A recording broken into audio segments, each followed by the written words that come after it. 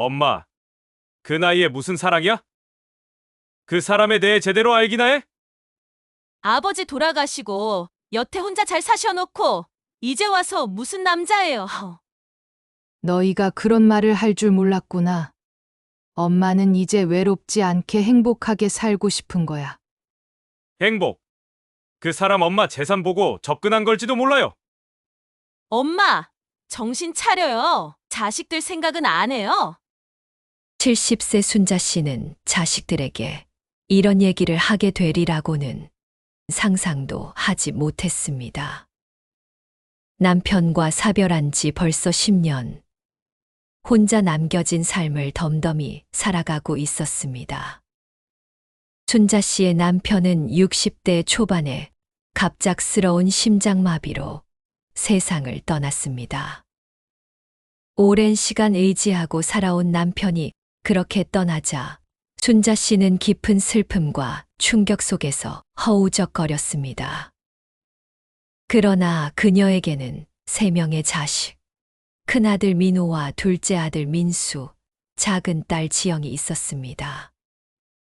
그리고 사랑스러운 손주들까지 있었기에 슬픔을 오롯이 표현하기보다는 자식들과 손주들 앞에서는 강인한 모습을 유지하려고 애썼습니다. 처음 몇 년은 남편의 빈자리가 너무 커 견디기 힘들었지만 자식들의 안부 전화와 손주들의 웃음소리가 그녀를 지탱해 주었습니다. 매주 주말이면 아들과 딸이 각자의 가족을 데리고 순자 씨의 집에 모였고 함께 식사를 하며 시간을 보내곤 했습니다.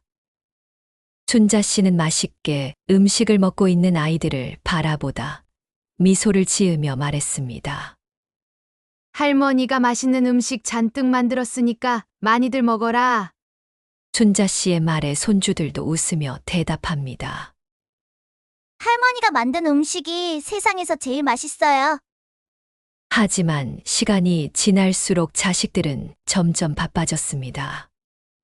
큰아들과 작은아들은 사업과 회사 업무로 바빴고, 딸 지영은 결혼 후 육아와 직장 생활로 정신없이 바쁜 일상을 보냈습니다. 손주들이 자라면서 학원과 학교 생활이 바빠지자 점점 찾아오는 빈도는 줄어들었습니다. 그러면서 순자 씨가 혼자 있는 시간이 점점 늘어났습니다. 아이들이 다 바쁘니 어쩔 수 없지. 그래도 건강하게 잘 자라주는 게 고마운 일이야. 이제 순자 씨의 일상은 점점 조용해졌습니다. 매일 아침 집 주변 산책로를 걷고 집에서 홀로 식사를 하고 외출도 거의 하지 않았습니다. 이것저것 배워도 보고 모임에도 나가보았지만 사람들을 만나는 것이 점점 부담스럽고 즐겁지가 않았습니다. 시간이 흐를수록 외로움과 허전함은 더 깊어졌습니다. 자식들과의 전화통화도 형식적으로 변해갔고 가끔 생일이나 명절에만 얼굴을 보는 것이 전부가 되었습니다. 이렇게 혼자 늙어가는 게 참 쓸쓸하구나.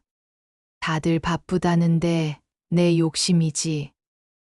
순자 씨의 남편은 생전에 작은 사업을 성공적으로 운영하여 꽤 많은 재산을 남겼습니다. 남편이 세상을 떠난 후 순자 씨는 그 재산을 유지하고 관리하며 살아왔습니다. 부동산 투자와 임대 사업 등을 통해 재산은 더욱 늘어났고 이를 통해 자식들은 경제적으로 부족함 없이 성장했습니다. 그러나 아이들은 언제부터인가 어머니의 안부보다 재산에 대한 관심을 은근히 드러내곤 했습니다. 엄마, 그 건물 임대 계약은 잘 되었어요. 그거 이번에 잘 처리해야 해요. 엄마, 그 집 팔 생각 없어요? 지금 시세가 정말 좋은데. 내가 알아서 잘아마. 너희는 신경 쓰지 않아도 된다. 순자 씨는 자식들에게 점점 마음의 문을 닫기 시작했습니다.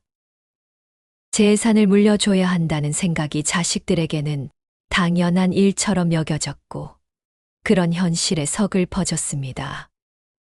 그녀는 외로움과 실망감을 동시에 느끼며 홀로 지냈습니다. 그러던 어느 날 산책길 공원에서 우연히 정수 씨를 만나게 되었고, 그렇게 그녀의 삶에 다시금 빛이 비치기 시작했습니다. 이른 새벽 도시의 소음이 채 깨어나지 않은 시각. 산책로에는 아직 이슬이 맺힌 풀잎이 햇빛을 머금고 있었습니다. 매일 새벽이면 순자 씨는 이 공원을 찾습니다.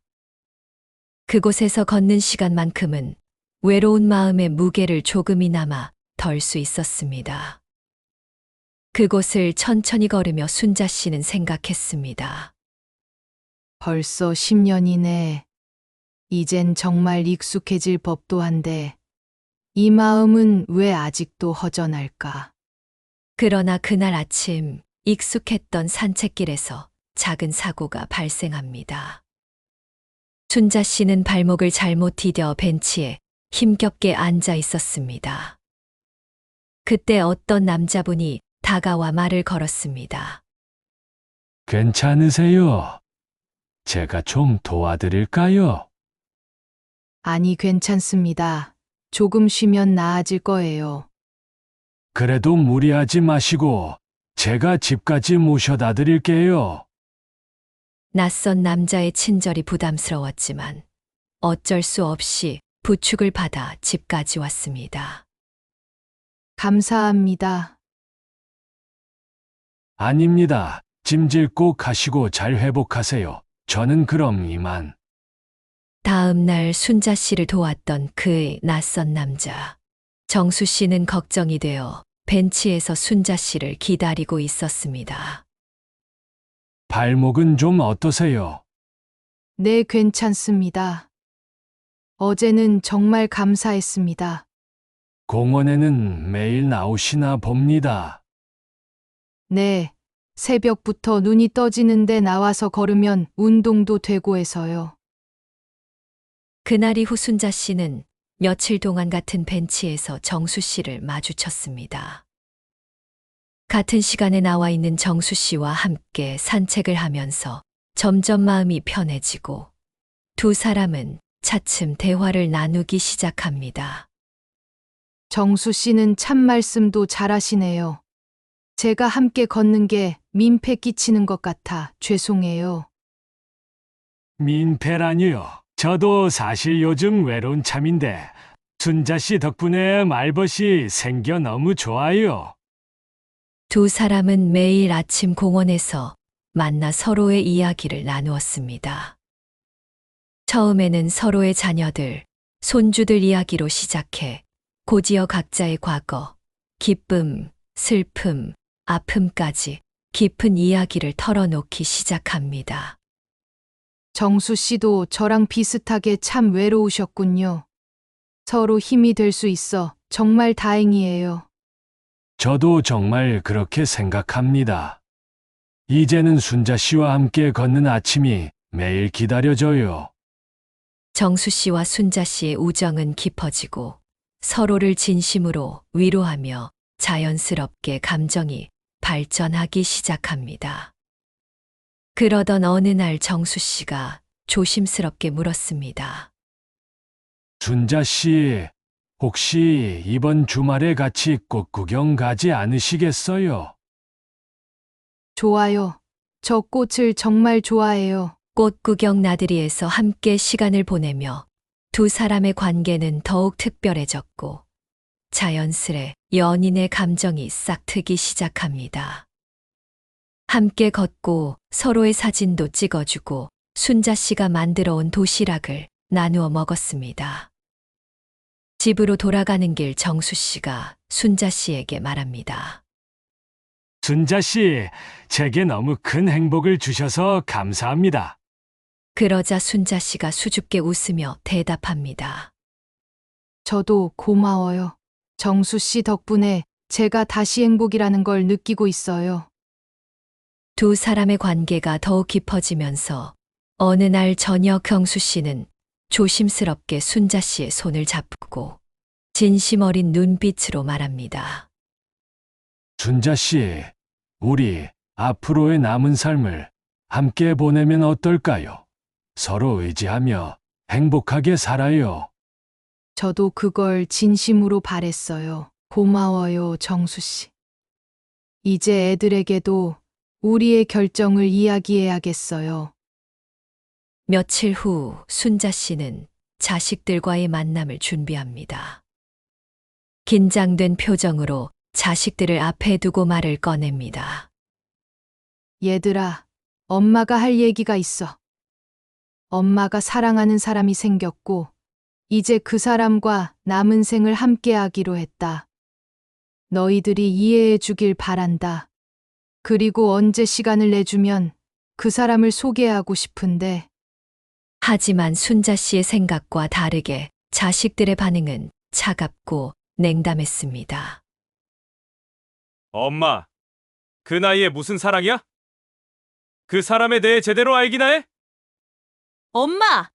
여태 혼자 잘 사셔놓고 왜 그래요? 그 사람 도대체 누군데 갑자기 엄마랑 함께 한다는 거예요? 너희가 이렇게 말할 줄 몰랐다. 엄마는 다시 행복해지고 싶은 거야. 행복? 그 사람 엄마 재산 보고 접근한 걸지도 몰라요. 엄마, 정신 차리세요. 지금 우리가 얼마나 당황스러운지 아세요? 당황스러운 건 나지. 너희가 이렇게 나올 줄 몰랐으니. 다음 날 저녁 조용한 카페에서 순자 씨와 정수 씨가 마주 앉아 있습니다. 순자 씨의 표정은 복잡하고 어두웠고 정수 씨는 그런 순자 씨를 걱정스러운 눈빛으로 보고 있었습니다. 순자 씨, 표정이 어두워 보여요. 혹시 무슨 일 있으신가요? 순자 씨는 조금 망설이다가 말끝을 흐리면서 말했습니다. 실은 자식들에게 우리 얘기를 꺼냈어요. 그런데 그 반응이 생각보다 심하네요. 어떻게 심하게요? 많이 속상하셨겠어요. 순자 씨는 담담히 미소를 지으려 하지만 슬픔이 묻어나오는 것을 숨길 수가 없었습니다. 민호는 펄쩍 뛰면서 믿을 수 없다는 표정을 지었고, 지영이도 내가 제정신이 아니라며 화를 냈어요. 아이들이 이렇게까지 나올 줄 몰랐는데 조금 충격이었어요. 정수 씨는 한숨을 작게 쉬며 침착한 어조로 말했습니다. 아이들이 순자 씨 걱정하는 마음이 클 거예요. 저라는 사람이 갑자기 나타났으니 당연히 싫을 수 있죠. 아니에요, 정수 씨. 그 애들은 이미 내 마음보다는 내 재산에 더 관심이 있는 것 같아요. 자꾸 돈 얘기만 하는데 정말 지쳐요. 나도 살아온 세월이 있는데 그게 참 서글퍼요. 정수 씨는 따뜻하게 순자 씨의 손을 잡으며 위로합니다. 순자 씨가 힘들면 제가 곁에서 함께 하겠습니다. 자식들과 대화도 차근차근 풀어나가면 좋겠지만 무리하지 마세요. 중요한 건 우리 두 사람의 마음이니까요. 순자 씨는 그제야 안심하는 듯한 미소를 지었습니다. 고마워요, 정수 씨. 이렇게 이해해주고 위로해주는 사람을 만난 게 얼마나 다행인지 몰라요. 두 사람은 서로를 위로하며 잠시 조용히 창밖을 바라보았습니다. 한편 순자 씨의 자식들은 정수 씨에 대해 조사하기 시작합니다. 지인, 사업체, 가족 관계까지 철저하게 뒤지며 정수 씨의 과거를 파헤쳤습니다. 그러다 정수 씨가 과거에 사업을 하다가 실패해서 큰 빚을 진 적이 있다는 사실을 알게 되었습니다. 정수 씨는 이미 그 빚을 다 갚았지만 순자 씨의 자식들은 정수 씨가 자신들의 엄마의 재산을 보고 접근했다고 확신을 갖게 되었습니다. 이거 봐. 그 사람 예전에 큰 빚을 진 적이 있어. 사업 실패로 크게 망했다는 거야. 역시 우리 예상이 맞았어. 엄마한테 이 사실을 알려야 해. 그 길로 자식들은 순자 씨를 찾아왔습니다. 엄마가 만난다던 그 남자, 빚더미에 앉았던 사람이야. 엄마 재산만 노리고 접근한 거라고. 엄마가 지금 얼마나 위험한 상황인지 이해해요? 그런 사람과 미래를 생각한다니 정말 미쳤어요. 갑자기 찾아와 이런 말을 늘어놓는 자식들을 보며 순자 씨는 화를 참을 수가 없었습니다. 너희가 이렇게까지 할 줄 몰랐다. 남의 뒷조사까지 하고. 그 사람 엄마가 사랑하는 사람이야. 이제 빚도 없고 그 사람도 살 만큼 살아. 너희가 뭐라고 그 사람을 내 재산이나 노리는 나쁜 사람으로 치부하는 거야? 이제 가라들. 엄마 좀 혼자 있게 해줘. 순자 씨는 깊은 상처와 실망감을 안고 집을 떠나 잠시 머리를 식히고자 며칠 동안 홀로 고향 지역에 다녀옵니다. 그동안 그녀는 차분히 자신의 삶과 재산을 정리하고 앞으로의 결정을 내립니다. 순자 씨의 재산은 남편과 함께 운영했던 사업체와 여러 부동산에서 축적된 상당한 규모였습니다. 그녀는 자신의 전 재산을 자식들이 아니라 자신의 행복과 정수 씨와의 삶을 위해 사용하기로 마음먹습니다. 순자 씨는 집으로 돌아와 자식들을 한자리에 불러 모았습니다. 내가 너희들에게 기대했던 건 진심으로 내 행복을 바라는 마음이었어. 그런데 너희가 바라는 건 재산뿐이라는 걸 깨달았어. 그래서 말하는데 내 재산은 너희들에게 가지 않을 거다. 엄마, 그게 무슨 말이야? 엄마, 정말 제정신이세요? 남자에 빠져서 자식들을 버리려고 하다니? 내가 평생 일구고 지켜온 이 재산은 이제 나와 정수 씨를 위해 쓸 거다. 너희는 스스로 노력해서 살아가야 할 거야. 나랑 살아줄 사람은 너희가 아니라 정수 씨야. 너희가 이래라 저래라 할 자격 없다. 순자 씨와 정수 씨는 결혼을 결심하고 작은 결혼식을 준비합니다. 가까운 지인들과 몇몇 친구들만 초대하여 조촐하게 치러진 결혼식이었지만 행복한 두 사람의 모습은 밝게 빛나고 있었습니다. 두 사람은 결혼 후 함께 여행도 다니고 새로운 취미 활동을 함께 하며 매일매일을 행복하게 보냅니다. 정수 씨가 음악을 좋아해 음악회에도 함께 다니고 순자 씨가 요리를 좋아해 함께 쿠킹 클래스를 들으며 서로에게 매일 더 깊이 빠져듭니다. 정수 씨와 함께라서 매 순간이 정말 특별해요. 순자 씨, 우리가 함께 있는 지금 이 순간이 저에겐 인생에서 가장 행복한 시간이랍니다. 두 사람은 서로를 돌보며 과거의 외로움은 점점 옅어져 갑니다. 그들의 새로운 인생은 그렇게 따뜻하고 충만하게 흘러갑니다. 시청해 주셔서 감사합니다. 구독과 좋아요로 함께 해주세요.